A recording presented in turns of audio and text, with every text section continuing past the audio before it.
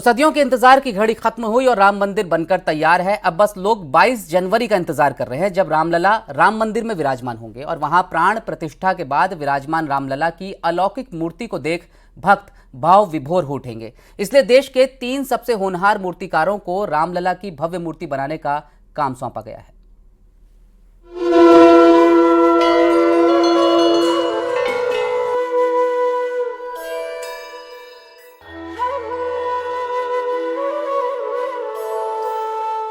मनमोहक होगी रामलला की मूर्ति। निहारते ही भाव विभोर हो जाएंगे भक्त। भक्तों में बढ़ी रामलला को देखने की बेचैनी। 5 साल के रामलला की होगी प्राण प्रतिष्ठा।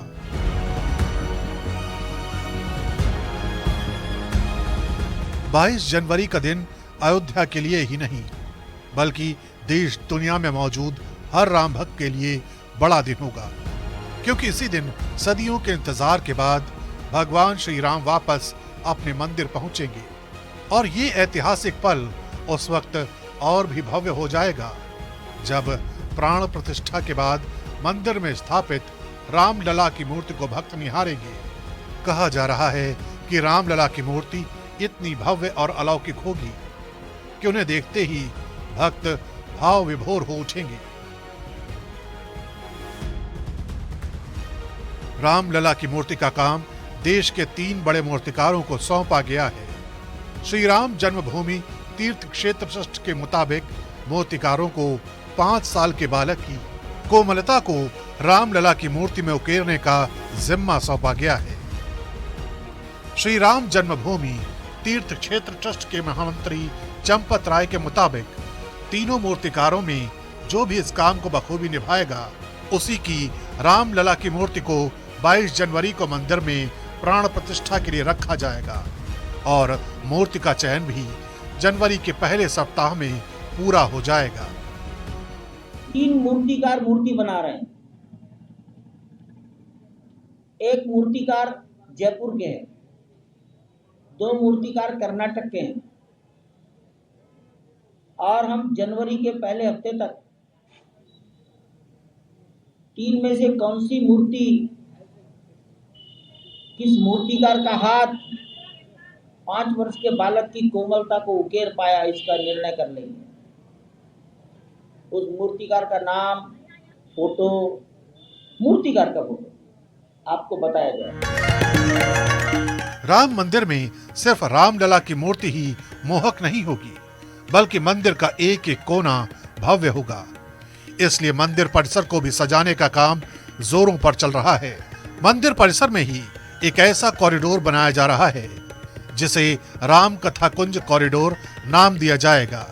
राम भक्तों को इस कॉरिडोर में भगवान राम का पुत्रेष्ठ यज्ञ से राम राज्याभिषेक तक के प्रसंग मूर्तियों के जरिए देखने को मिलेंगे।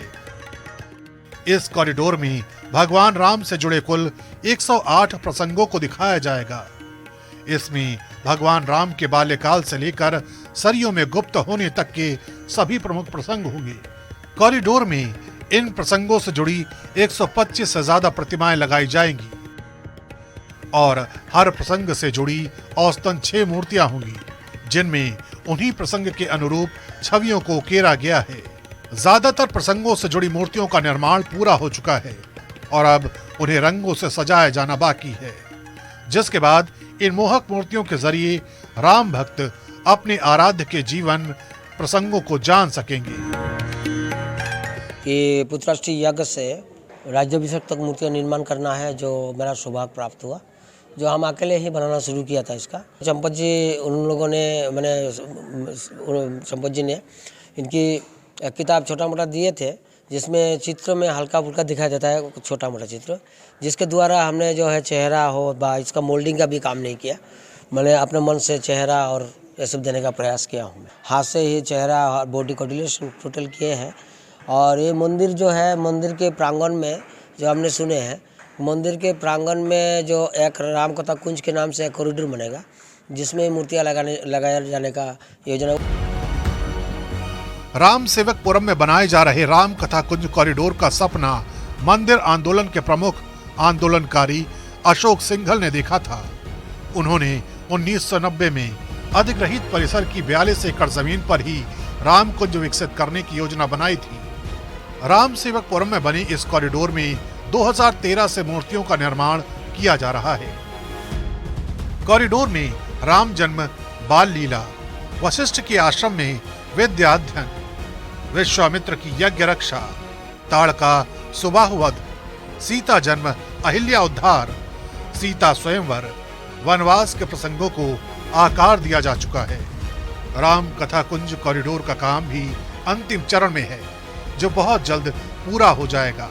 राम मंदिर निर्माण के साथ साथ उसके आसपास भगवान राम से जुड़े प्रसंगों को दिखाने के लिए कई भव्य निर्माण किए जा रहे हैं, जिससे अयोध्या आने वाले राम भक्तों को राजा राम के जीवन से जुड़ी छोटी से छोटी जानकारी भी मिल सकेगी।